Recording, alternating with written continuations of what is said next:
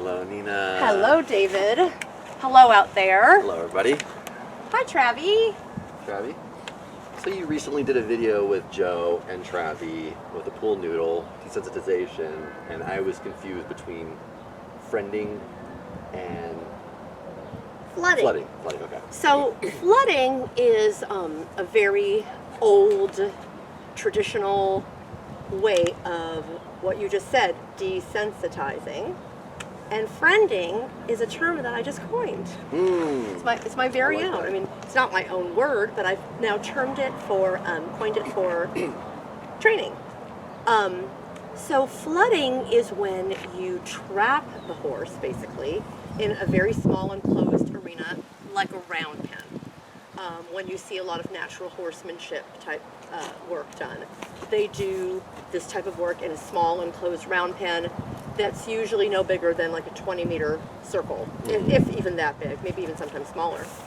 So the horse is confined to a small space, and often there's a lead rope, lunge line, halter, maybe a bridle and bit, something else attached to confine the horse further and enforce it to stay in a certain area. And once the horse is in this area, let's just, for lack of a better term, and to be provocative, let's just say trapped. The horse is trapped in a small area, and now the handler is going to come at it with whatever it's totally afraid of. So let's just say it's a pool noodle. So if I was going to flood the horse, I would go into one of our small paddocks. This is even big enough to do friending in.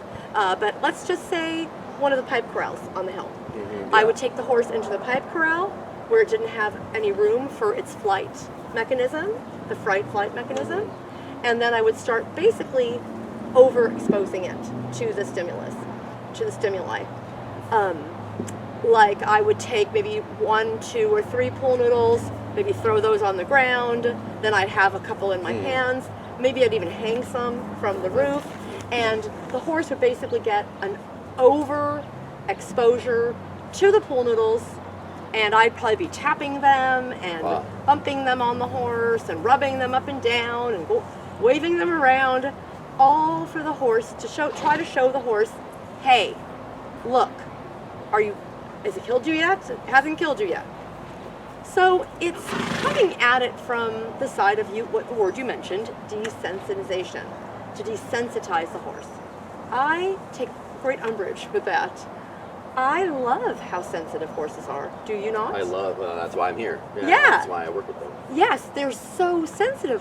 That's the whole mystical, gift of theirs that they have to offer us, this great sensitivity level. Why would we want to take that away from them, right?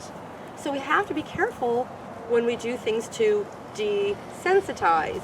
Do we want to take the sensitivity away? No. I don't even want to mute it.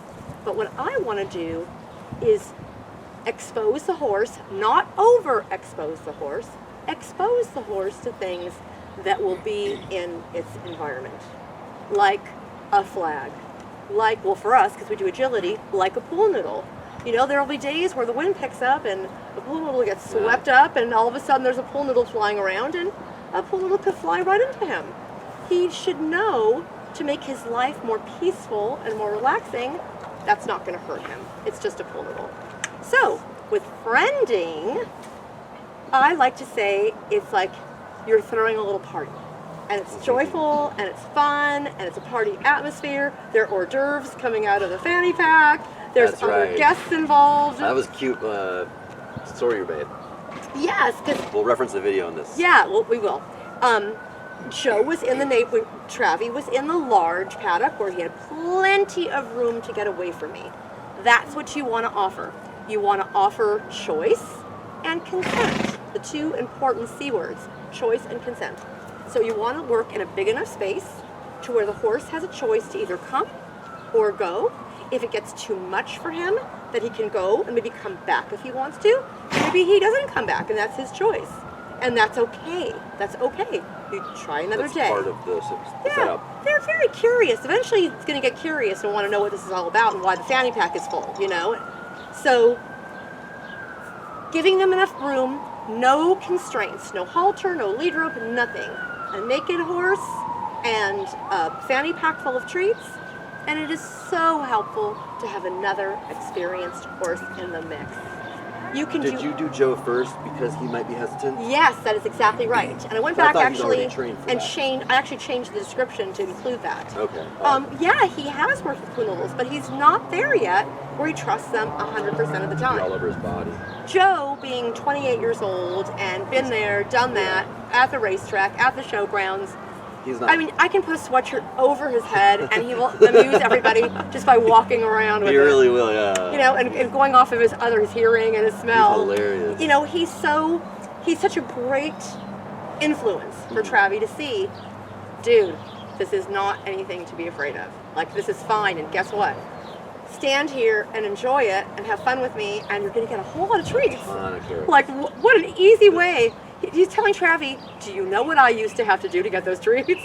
Now, all I have to do is stand here, and she pets me and scratches me with a pool noodle. It's a good job. Yeah, it's good work if you can get it. It reminds you if you tell your friend, oh, I got this great job. All you got to do is stand around and get paid for it. It's kind Yes. of a great deal. So he got to watch Joe completely actually enjoy the experience with the pool noodle, and then he was like, okay, I'm ready, let's see. And he was great. Yeah. He was great. I watched the whole thing back too today, and I thought it was really cute because by the end, I could see tiny little moments of trepidation still. At the end, he was so wanting to get the final high value treats. He was like, should I touch the pool noodle? Do you want me to, where do you want to put that pool noodle? Yeah. So it was great because at the end it was all about him coming up to say, come on, get that pool noodle going because I want that candy cane. So yeah, and so he was empowered over it. Oh, that's right. They're smelling your bag, so they know what's in there. He knows everything that's in there. And he's getting the carrots, and he's going, what do you want me to do? He gets the treats consistently, so he knows exactly what is in there. I would have loved to see you do it to him first for a little bit, and then go to Joe, and then go back to him to see the before and after. Oh, I see. But that would be nice for the humans, but that wouldn't have been nice for him. Right, and for me, for down the line, with what we want to do. Right, when you go down there, Yes. he's going to wait. Last time you... Which is why you always want to be careful with your training and with what you're showing people and what you're actually ready for and you're not ready for, and letting, like, ego get in the way. Or, we had the campers and they really wanted me to do like a little Liberty show for them. Luckily it was too hot because I wasn't like really emotionally there. I was so tired from, being with the kids. I wasn't emotionally there. I always want to show up 100% for him, and I always want to be in the right mind space, in the right headspace. And keeping in mind everything that we do with them, David, it all is going to come out in the wash somewhere. You want to be careful because I remember a trainer once told me, I say you came into a jump really bad, you didn't think, it was your fault, you were totally careless, and he was like, too bad, I don't want to be around when he remembers that when you're at the such and such show in 3 years from now, and he remembers this ride. Because they remember everything, and nothing slips by. Goes like a dog, I feel like it washes out. This all goes into the computer, and it's going to all come out in the wash. So you want to be careful. You want to be mindful with your training. So yes, it would be nice to see it from for my own human. But for him and for me selfishly down the line, the slow approach, letting him see Joe do it. And you know what I'll do? I would probably do that 2 more times before I go back into the arena and try to get him through the whole shoot. Has he been hesitant to go through the big... No, he's been, everything I've set up so far, he's been awesome. You just want to... Because I haven't put the pool noodles touching yet. He hasn't had that's what you're working towards. Yeah, he hasn't had to put his body on them yet. Okay, I was wondering why, if he's cool with it down there, I see, because your plan is the next level is for him to walk through a gate. Exactly. He can do one. But I can tell how much it takes from him. Like, he has to really muster up his courage to do the one. Oh, this is great. Yeah, and that's why I'm having so much fun filming this right now, because it is something that is actually still sort of new. You're working towards something. So he'll do one, but again, I see that he has to get all of his brave pants on to do it. This is great. So we want to work up to 1, then 2, then 3, then the whole... Soon he'll be running through it. Yeah, a whole one. No, that's a problem. He'll want to run through it now. I want him to go very relaxed. He wants to run through it to get it done with because he knows you want him to go through it, and in his brain, that's the easiest way. Yes. Interesting. Exactly. Wow. Yeah, running through it is for the horse. Easier. That's way easier. Way easier. Yeah. Wow. So that's the difference between flooding and friending. Friending is giving the horse choice and consent Versus to work on the training, rather than you are now going to be completely overwhelmed by this till you don't care anymore. And that also creates something resentment. called, well, yes, but in horses and in people too, learned helplessness, where you almost shut they down. shut down. They dissociate. Yeah. Trauma. Yeah, you just shut down.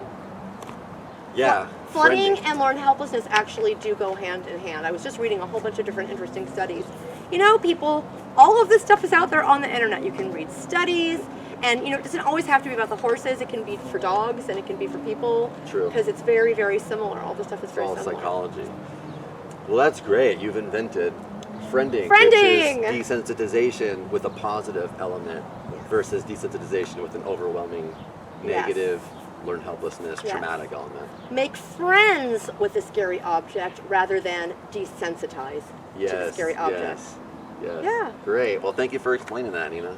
Well, thank you for asking, as always, David. And I'm- thank you for listening. That's what I'm good at. All right. Okay. See you on the next one. Oh, I love that one.